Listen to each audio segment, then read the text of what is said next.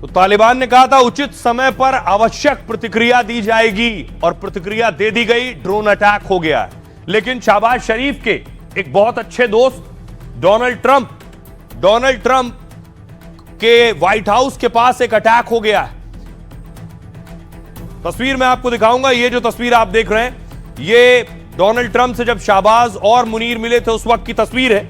लेकिन white house से कुछ मीटर दूरी पर आतंकी हमला हुआ। ये व्हाइट हाउस आप देख रहे हैं, यहां से ट्रंप का आवास है और इससे कुछ दूरी पर ही एक टेरर अटैक हुआ है। जो टेररिस्ट है उसकी तस्वीर आप देख रहे हैं, रहमुल्ला, इसने ये हमला किया और वहां जो नेशनल गार्ड थे वो मार गिराए गए।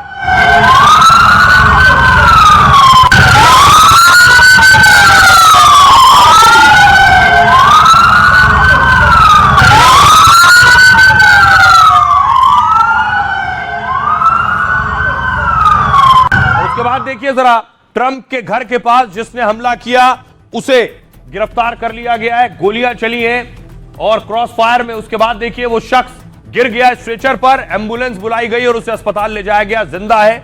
2 नेशनल गार्ड की मौत हुई है। हमलावर गिरफ्तार है, इसका नाम है रहमानुल्लाह। और रहमानुल्लाह दरअसल रह रहा था अमेरिका में। ये तस्वीर आप देख रहे हैं, बाकायदा इसका आईडी कार्ड आप देख रहे हैं, रहमानुल्लाह, और लिखा हुआ है NSU खास यूनिट में, अमेरिका में बहुत खास यूनिट में, फोर्स में काम कर रहा था अमेरिका में।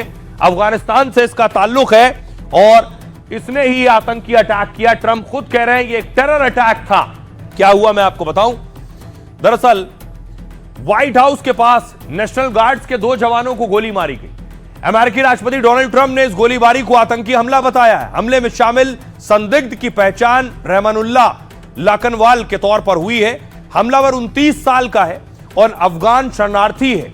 पुलिस ने उसे दबोच लिया है। हमलावर ने एक महिला गार्ड को सीने में और सिर में गोली मारी। हमलावर रहमानुल्लाह अगस्त 2021 में अफगानिस्तान से अमेरिका आया था। उसने 2024 में शरणार्थी के लिए अप्लाई किया, 2025 में मंजूरी मिल गई।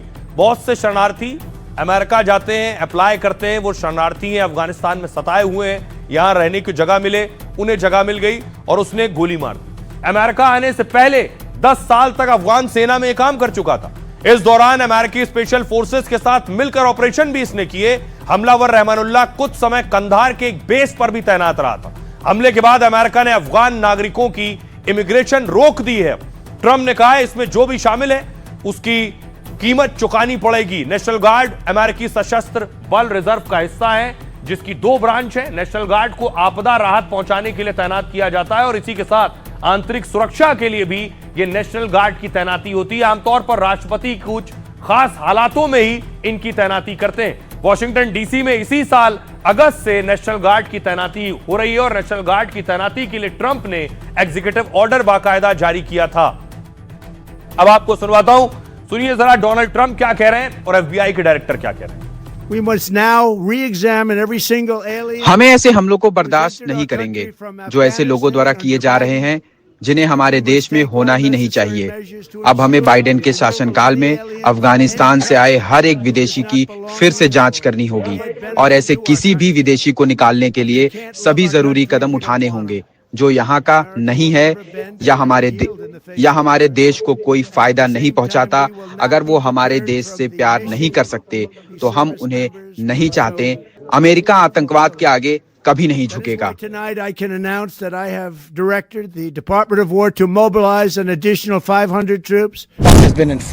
जैसे कि आप मेरे पीछे देख सकते हैं, हमने संघीय, राज्य और स्थानीय प्रवर्तन एजेंसियों की पूरी ताकत जुटाई है ताकि जिम्मेदार अपराधियों तक पहुंचने के लिए हम अपने सभी संसाधनों का इस्तेमाल कर सकें। और इसमें कोई संदेह नहीं कि उन्हें न्याय के कटघरे में लाया जाएगा, क्योंकि ये एक संघीय कानून प्रवर्तन अधिकारी पर हमला है, इसलिए इसे उसी रूप में ही देखा जाएगा।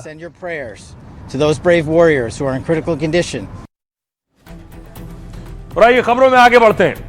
अब आपको लिए चलता हूं यूपी और Bihar. UP to Bihar, mafia पर प्रहार। योगी आदित्यनाथ माफियाओं पर एक्शन के लिए जाने जाते हैं। योगी आदित्यनाथ आज नोएडा आए और उनका हेलीकॉप्टर लैंड हुआ।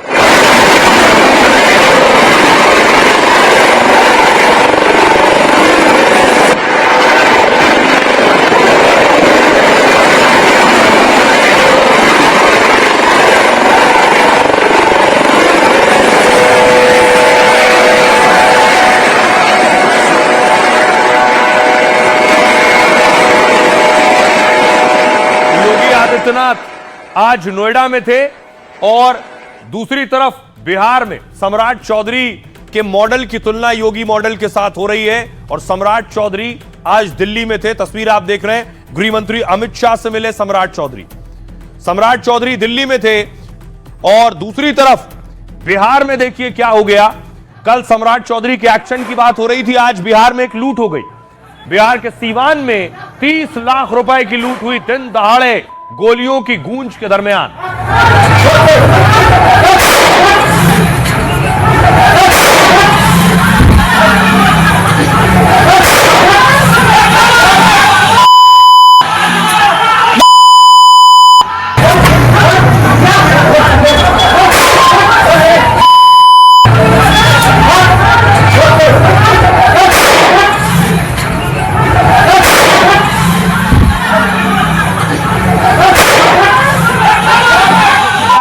लुटेरे 30 लाख रुपए की लूट करके फरार हो गए, गोलियां चलाते हुए दिन की रोशनी में।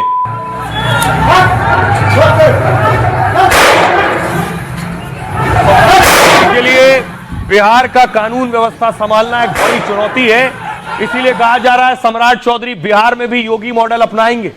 योगी आदित्यनाथ पहुंचे जेवर एयरपोर्ट का निरीक्षण किया।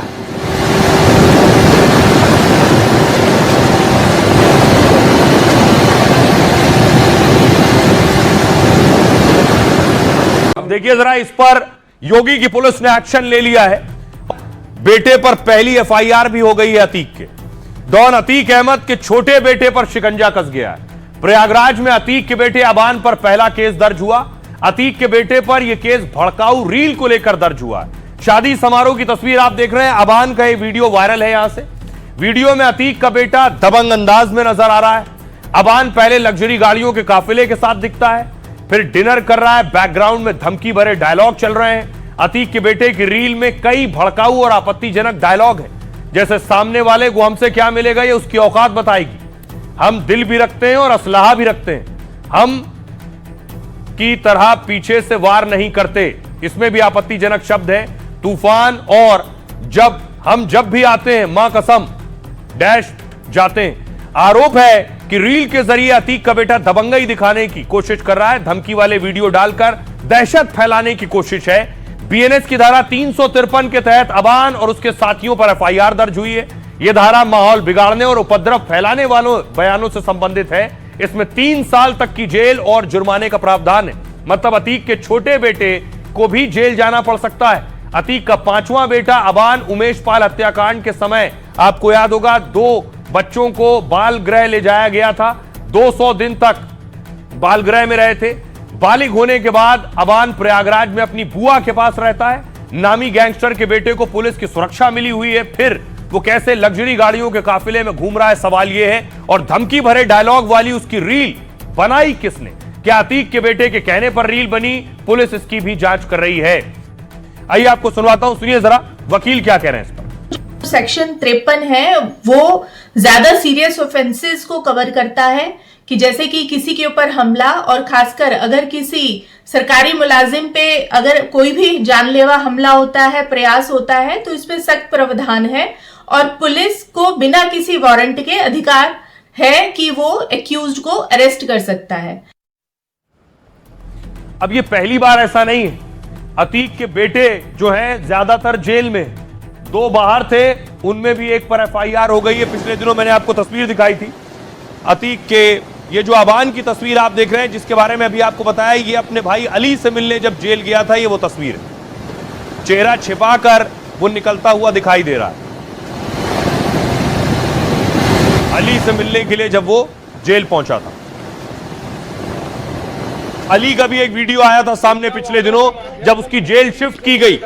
अली को झांसी जेल शिफ्ट किया गया, ये उस वक्त का वीडियो है। मुख्यमंत्री जी से निवेदन है कि अब और ना सताया जाए, जो कुछ हो गया है सो हो गया, और जो अन्यथा सताया जा रहा है उससे बचा ले। अन्यथा सताया जा रहा है उससे बचा ले मुख्यमंत्री जी। पानी तक नहीं पीने दिया गया है। मानो क्या हुआ अली, क्या हुआ रास्ते में? पानी तक नहीं पीने दिया गया। जेल में मैं जिस जगह था अपने होम डिस्ट्रिक्ट में, वहाँ मुझे अकेले रखा गया। न किसी से मिलने की अनुमति थी, न बात करने की अनुमति थी। अब बताइए, भेज दिया गया वहाँ से 400-500 किलोमीटर दूर। कथू रास्ते में क्या रास्ते में कोई दिक्कत? अब बताइए, इतने छोटे से चेंबर में 5-6 आदमी बैठे हैं, बताइए दिक्कत नहीं होगी? किसी प्रकार का डर तो नहीं लगा? मैं आगे वो जानता है सुरक्षित रहेंगे कि नहीं रहेंगे। मीडिया वालों के माध्यम से मुख्यमंत्री जी से निवेदन है कि अब और ना सताया जाए, जो कुछ हो गया है सो हो गया, और जो अन्यथा सताया जा रहा है उससे बचा लें। अन्यथा तो अतीक का ये बेटा भी जेल में है। आपको बताऊं, अतीक अहमद 160 से ज्यादा क्रिमिनल केस दर्ज है अतीक पर। योगी गुजरात की जेल से अतीक को यूपी लाए, पुलिस कस्टडी में गोलीबारी में अतीक अहमद मारे गए। अगला नाम है उमर अहमद का, ये बड़ा बेटा है। रंगदारी, वसूली समेत कई मामले दर्ज हैं उमर पर। फिलहाल उमर लखनऊ जेल में बंद है। ये अगली तस्वीर आप देख रहे हैं। अतीक का अगला बेटा अली नाम है इसका, दूसरा बेटा है। हिस्ट्री शीटर, हत्या के प्रयास जैसे केस दर्ज हैं। अतीक जेल गया तो अली गैंग संभालता था। हाल में अली नैनी जेल से झांसी जेल शिफ्ट किया गया है। एक और बेटा असद, अतीक का तीसरे नंबर का बेटा, वांटेड अपराधी था। उमेश पाल हत्याकांड में असद भी शामिल था। झांसी में पुलिस एनकाउंटर में मारा गया। एज़म अतीक का चौथे नंबर का बेटा है और उमेश पाल हत्याकांड के बाद 221 दिन बालगृह में रहा है। बालिग होने के बाद रिहा किया गया। राजनीति की पढ़ाई के लिए कोलकाता गया है। और अबान, जिस पर एफआईआर हुई, सबसे छोटा बेटा नाबालिग था तो बालगृह में था। 20 साल की उम्र में ही पहला मुकदमा दर्ज हो गया है। मां शाइस्ता परवीन, अतीक की पत्नी, भी वांटेड अपराधी हैं। सालों से फरार हैं। 50,000 का इनाम घोषित है। अतीक के जनाजे तक में नहीं पहुंची थी।